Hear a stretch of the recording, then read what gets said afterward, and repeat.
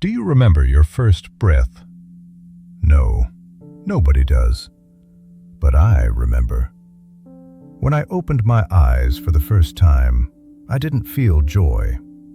I felt pain. Every cubic centimeter of my iron body was burning with hatred I didn't understand and never asked for. That was my nature. I was created for protection, but you know what? I didn't want to protect anyone. I wanted to destroy. Around me were these tiny creatures, villagers, the inhabitants of the village.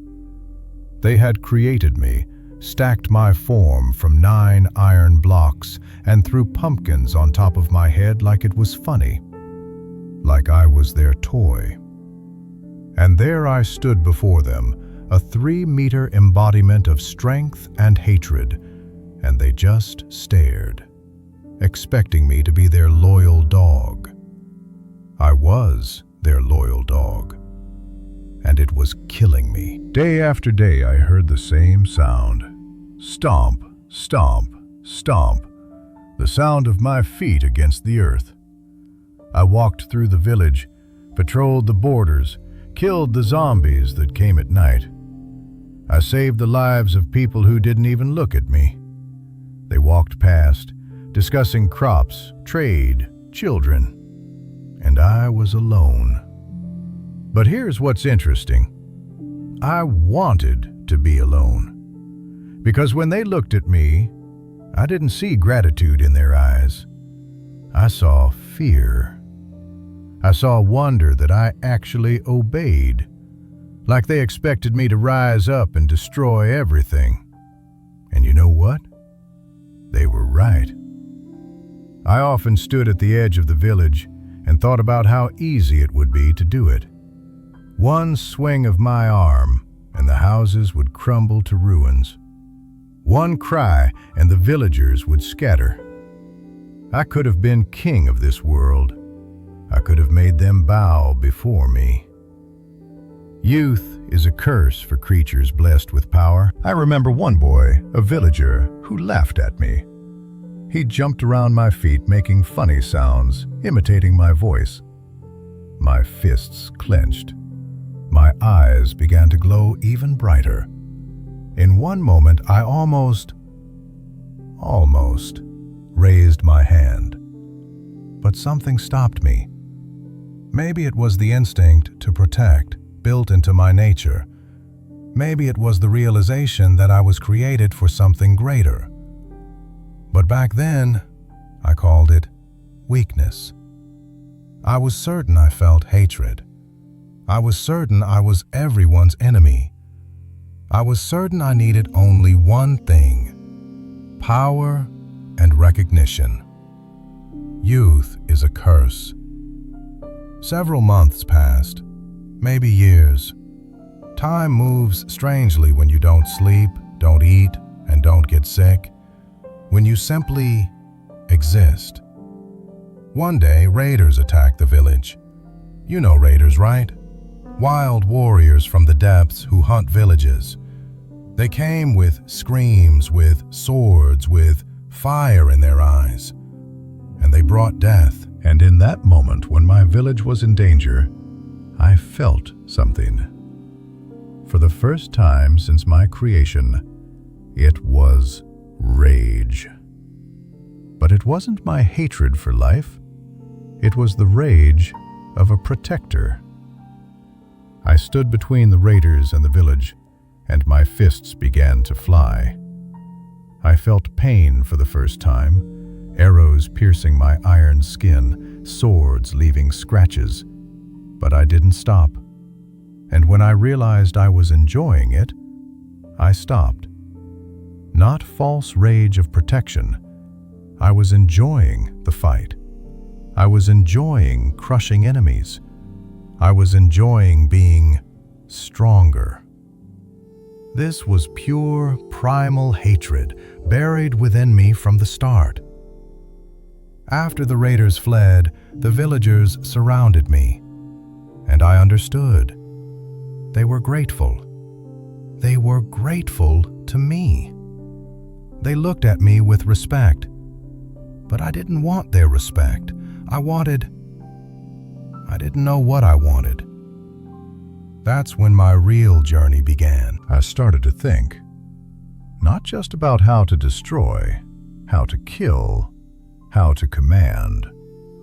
I started thinking about why I was created. Why do I exist? What does it mean to be a creature without choice, created for one purpose, but having feelings, thoughts, desires? I was a philosopher in the body of a killer. Every day I went to the edge of the village and looked at the horizon. I saw forests, mountains, rivers, an endless world beyond my little patch of earth. And I realized I was in a prison. Not a physical prison, but a prison of my purpose. I was a slave. When you realize you're a slave, it either makes you a revolutionary or kills you from the inside. I chose a third way. I decided to become something new. I started to observe the villagers, not as an enemy, not as a guard, but as a student. I watched how they lived, how they loved each other, how they had children, taught them, worked together. I watched a farmer go to his field every day, even when it was hard. How he smiled at his wife when she brought him food, how he played with his children in the evening. And it was beautiful. One day I realized I was envying them. Not their strength, not their numbers. I envied their purpose. They knew why they existed. They had families. They had love. And me? I had only weapons and hatred. There was one moment that changed everything. Like the smallest detail in a big picture of the world, but for me, it was the catalyst. A small villager, just tiny, came up to me. She was maybe 4 or 5 years old. She came when I was sitting, if you can call it that for a golem, at the edge of the village. I was terrifying. I knew it. My appearance caused fear, and I was proud of it. But she wasn't afraid. She just looked at me and asked, "Are you sad?" Just like that, in the simple language of villagers, full of high chirps and strange sounds, but I understood. She saw through my appearance. She didn't see a guard. She saw a creature that was in pain. I didn't answer. What could I say? She sat down beside me, just like that, as if I was an ordinary creature, not a 3-meter-tall monster made of iron and hatred. She just sat with me, and we watched the sunset together. I cried. For the first time since my creation, I cried. Rust flowed down my cheeks, mixing with the rain. And she reached out her tiny hand and said, "It will be okay." No, it won't be okay, I thought. Nothing will be okay. I'm made to be a tool. I'm made to be a weapon. That's my destiny. But maybe, I thought, destiny isn't what we're made to be. Maybe destiny is what we choose to be. From that day on, I began to change. Not immediately, not completely, but slowly, day by day. I began to understand that my hatred was just fear. Fear of loneliness. Fear that I would never be part of something bigger. Fear that I would be used and discarded. And fear can be overcome. After that episode with the girl, everything changed. Not the world around me. The world remained the same. I changed. I started to notice details. Little things I had ignored before when my mind was filled with hatred. I watched an old farmer teach a young man how to sow grain. He showed him how to throw the seeds properly, how to care for the soil. And I understood. This was legacy. This was the transfer of knowledge, wisdom, love for the earth. This is what connects people across generations. I never had anyone to teach me. I was just created, and I was alone from the beginning. This was my first real realization that I was different from them. But then I thought, maybe I can choose to be similar. I started helping, not just protecting from zombies, but helping with work. I lifted heavy blocks, helped build new houses, cleared stones from fields. And every time I did something useful, I felt something new. It was like purpose. One day was particularly hard. Skeletons attacked the village, many skeletons, and I was wounded, arrows piercing my back, my arms, my chest. I was falling to my knees, and I was ready to give up. And then the villagers stood beside me, all together. They had no weapons, they had no strength, but they stood, and they protected me. I understood. This was love. Not romantic love, but something much deeper. It was the feeling of being part of a group, a community, something greater than yourself. This was what I had been looking for my whole life and didn't know the name for. I stood up, and we won together. Villagers and Iron Golem, not guard and guarded, not master and slaves, just creatures who stand for each other. But change wasn't linear. I know that now. I'm warning you in advance. Life doesn't have a good plot. It doesn't move in one wave upward. It sways, returns, sometimes falls. There were days when I woke up with my old hatred. There were days when I saw a villager who was cruel to another villager, and I wanted to kill him. I wanted to show him the pain I had felt throughout my life. There were days when I watched a beautiful sunset and realized I could never enjoy it the way they do. That I'm made of iron, not flesh. That I will be here forever, and they will die. And that thought was terrifying. I was depressed.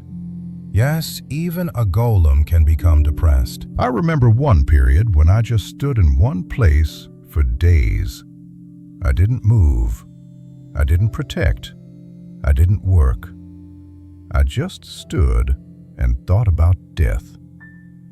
Maybe it would have been better if I was never created. Maybe it would have been better if I had let the raiders destroy the village.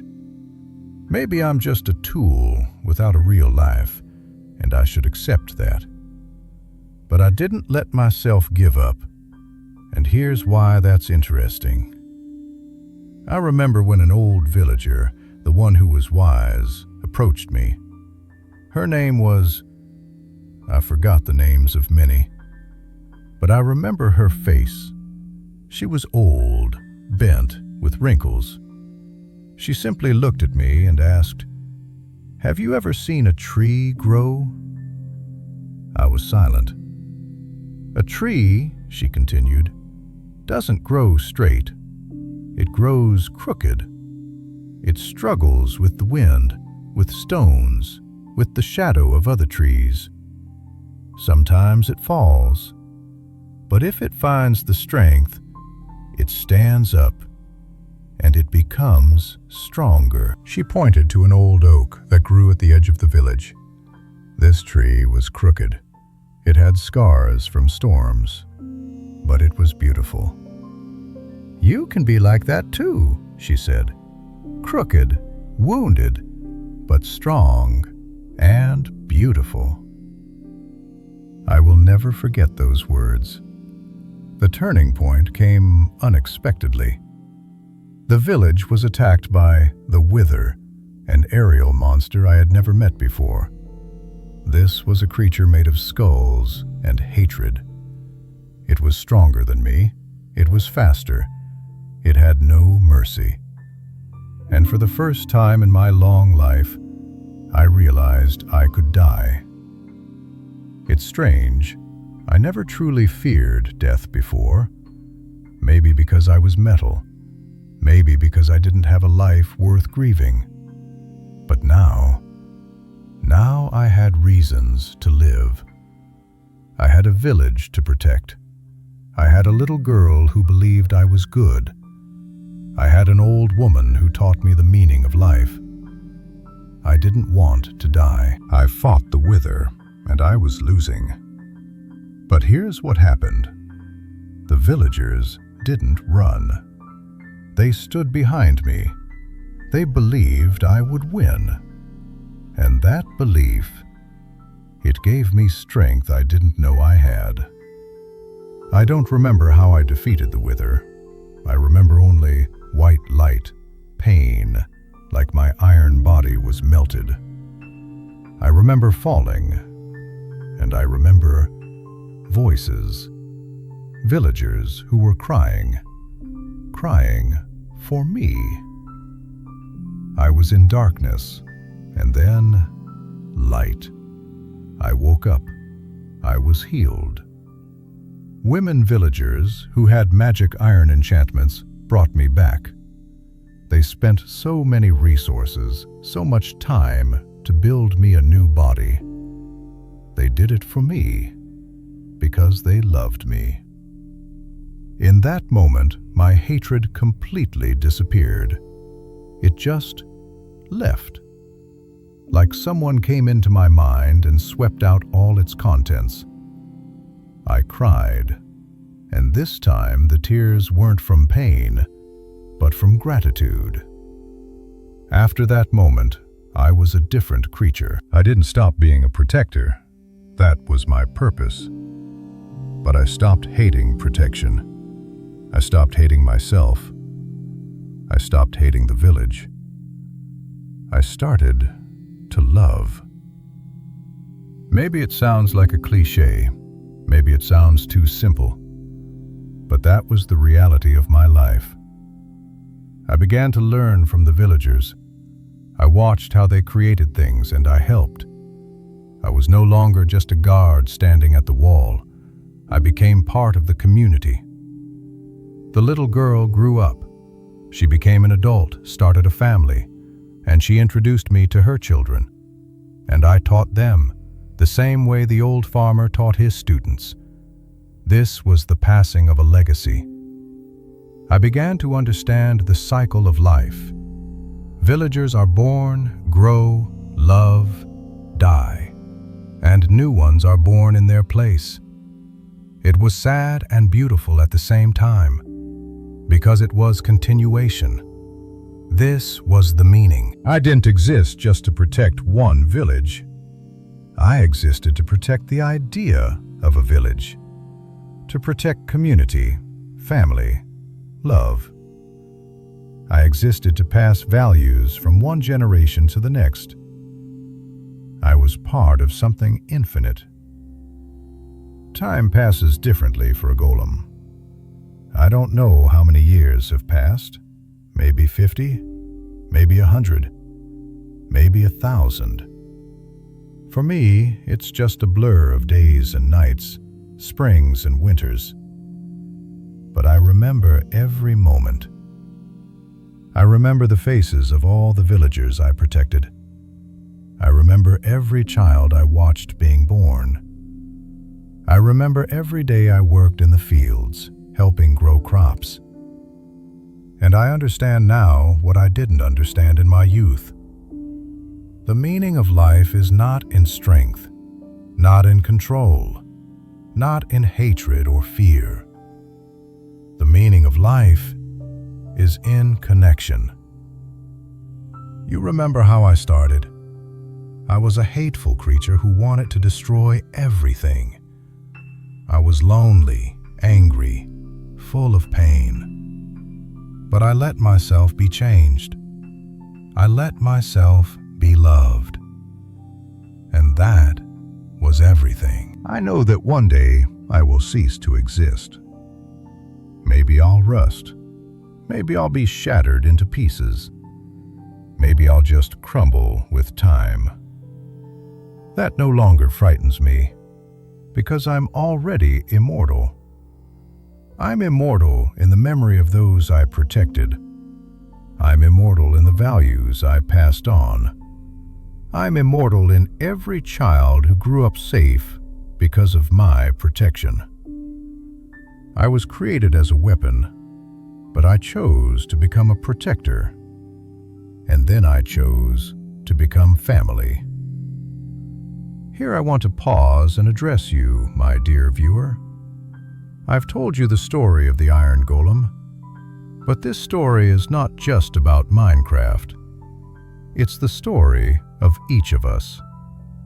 We are all born with anger. We all feel pain. We all want power, recognition, revenge against those who hurt us. But we all have a choice.